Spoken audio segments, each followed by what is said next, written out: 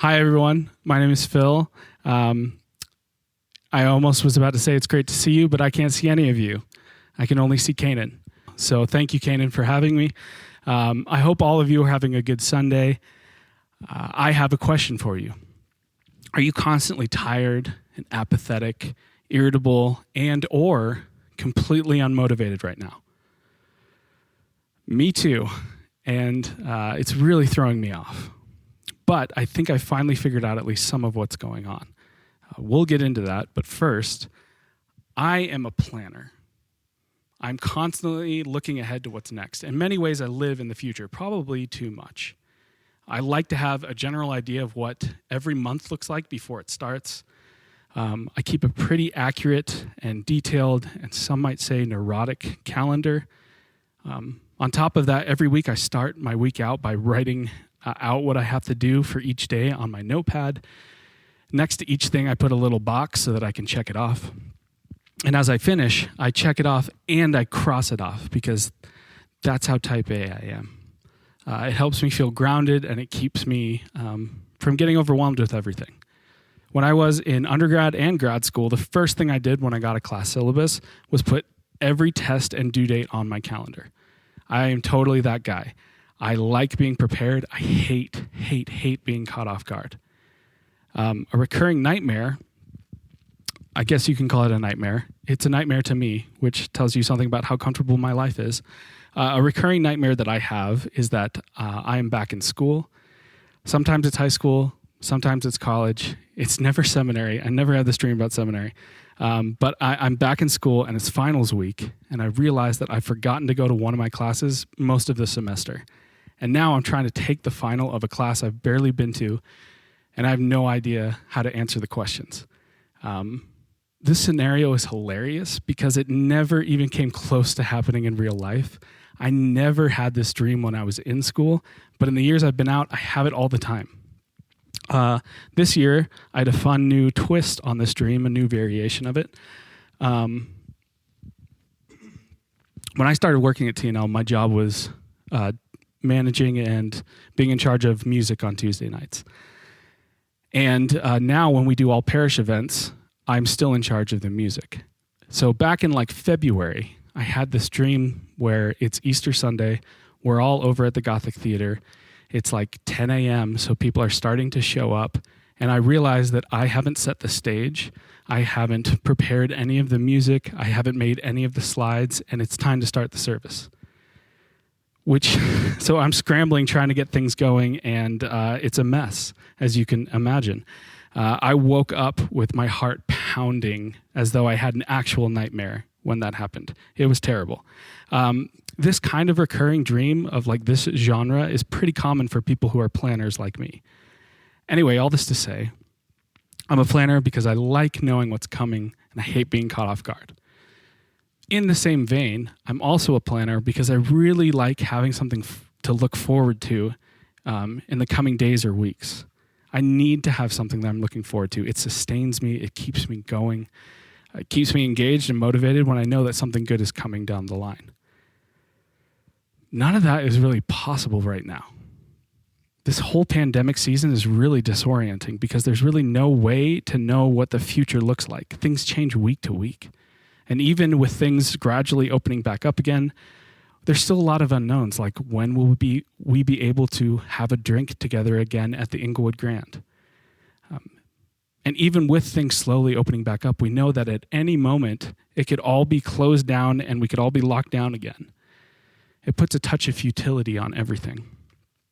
I can't really plan for the future right now, and that is stressful and demoralizing for me. And even if you're not a planner like I am, or not to the degree that I am, not having a sense of what the future holds is still stressful. We as humans like to have an idea of what our lives are going to look like. We are, in general, a highly adaptable species, but when every day feels like a one-off, our brains get exhausted. So the tiredness that you currently feel, the apathy, the irritability, the lack of motivation you're feeling these days are all the result of an exhausted and stressed out brain. We simply don't know what the future looks like right now. But the truth is, We never actually do, right? It's just that we're really aware that we don't know what the future holds right now. None of us actually know with any certainty what the future looks like at any point in our lives. Typically, we can anticipate what that will be, and so we can make educated assumptions and guesses and plans. But then things like this pandemic and lockdown come along that 99.9% of us did not see coming, and we're confronted with the truth that we never actually know what the future holds. What's unique about this situation is that we're all collectively aware of that at the same time.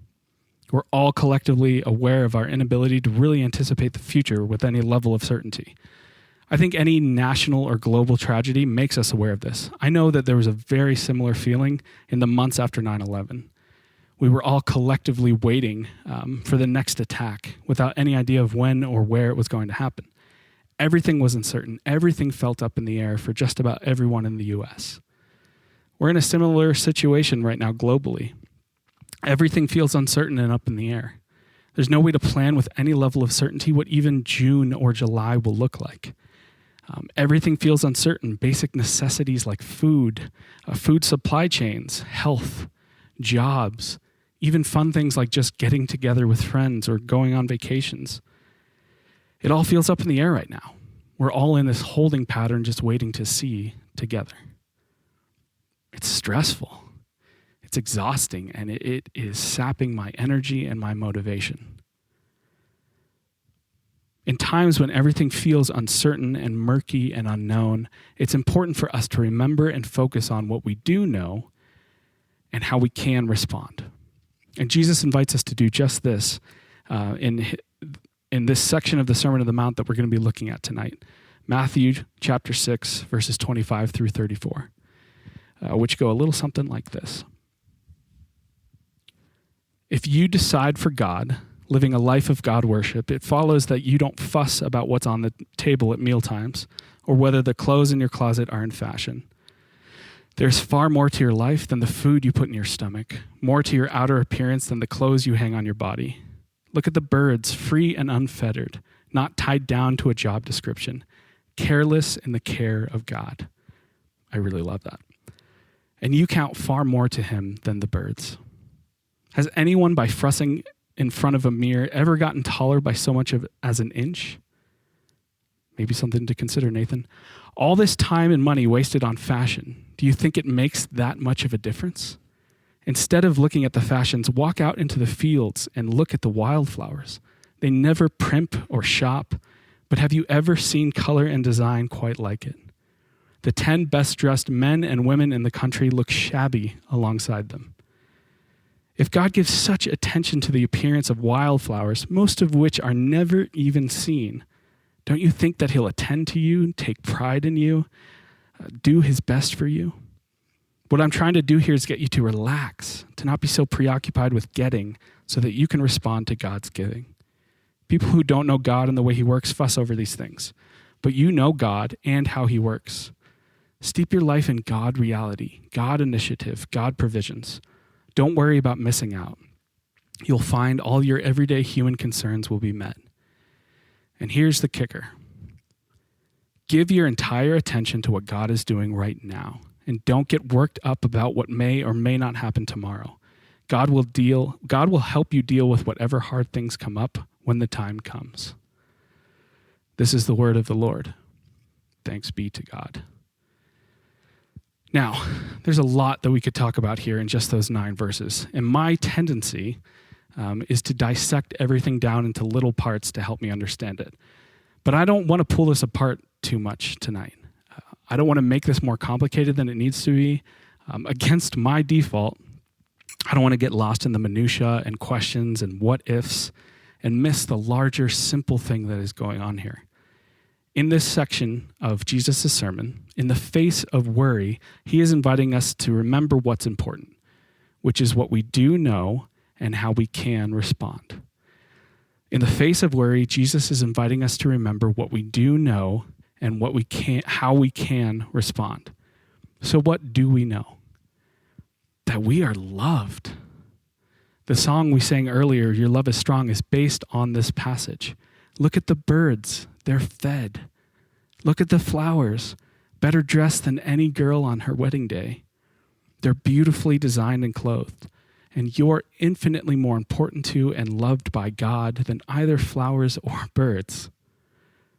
So even when things are so uncertain and so dire that you're worrying about basic necessities like food and clothing, you can anchor yourself to the truth that the source and sustainer of the cosmos, this perfect and powerful ground of all being that we call God, love itself, loves you and wants good and beautiful things for you. All you have to do is look around in nature to see that that's true. So that's what we do know. How then can we respond? Exactly what Jesus says at the very end there in verse 34. Give your entire attention to what God is doing right now, and don't get worked up about what may or may not happen tomorrow. God will help you deal with whatever hard things come up when the time comes. Or, as the NIV puts it, don't worry about tomorrow. Tomorrow will worry about itself. Each day has enough trouble of its own. So Jesus here is inviting us to stay awake and engaged in the present of today. Stop living in the uncertainty and unknown of tomorrow. Start paying full attention to what is going on right in front of you. Stop living in the tyranny of an unknowable future and live in the simple freedom of the present. Your job is to handle today. That's it. Take it a day at a time. Man, it's so simple. It's so simple, which is what we need when things get so complicated and overwhelming and uncertain. You are loved. Pay attention to what is going on right in front of you today. These two things never change, right? Whether we can with any level of certainty anticipate the future, or when things are completely uncertain and shaky, we can always come back to these two things. We are loved, and pay attention to what God is doing right in front of you today. Now, staying grounded in these two things isn't easy, especially when we're so aware of how uncertain the future is. It's way easier to get caught up in what's wrong than what is good and beautiful. It's way easier to be consumed by worries of tomorrow than it is to stay present in today. You don't need me to tell you this. But there are things that we can do to make it a little bit easier on ourselves. There's practices that we can engage in to help us stay present. With the remainder of our time tonight, I have two tools for you. These are things that we talk about a lot at TNL, but they're things that Nathan said you might not be as familiar with, which is great. A part of what is so great about being a family of churches, I think, is that each community has their own emphases, which allows all of us to learn from each other. So this past week, I used one of your laments in our TNL service. This week, I'm showing you two practices that we talk a lot about at TNL. It's great. We all get to learn from each other. I love it. I hope you love it. So anyway, two tools to help you stay grounded in the present. The first is practicing daily gratitude. It's really simple. Practice gratitude, which involves intentionally thanking God as you come across things or people or have experiences throughout your day. A lot of people, to just kind of keep track of things and keep themselves accountable, will write these things down as they happen. I try to think of or write down 3 things that I'm thankful for every day. Doing this does a lot of things, but it does 2 primary things. It keeps you present in what is going on right in front of you right now. And it helps you start to notice and pay attention to what is good and beautiful in your life. It helps you notice and pay attention to just some of the ways that God is conveying his love to you. The second tool is the prayer of examine. Examine, like practicing gratitude, is great because you don't need anything to engage with it. If you're not familiar with the prayer of examine, I made a guided recording of it a few weeks ago that you can listen to whenever you want to. That's currently an episode on TNL's podcast. And maybe Nathan will send out a link if you want that also, if he thinks it'd be helpful. The examine helps you trace through your day, noticing where you saw God and maybe where you missed seeing God, which again helps you stay present and engaged and noticing God's love for you through the good and beautiful things that show up in your life. It's a helpful way to hold your entire day before God. So gratitude and examine, 2 really simple tools. In these moments when we're so acutely aware of how uncertain the future is, When all of the complicated instability leaves us anxious and stressed out, apathetic and exhausted, we can find an anchor point in the simplicity of remembering that we are loved, and by letting go of tomorrow and instead staying present and engaged in what God is doing right now in front of us today.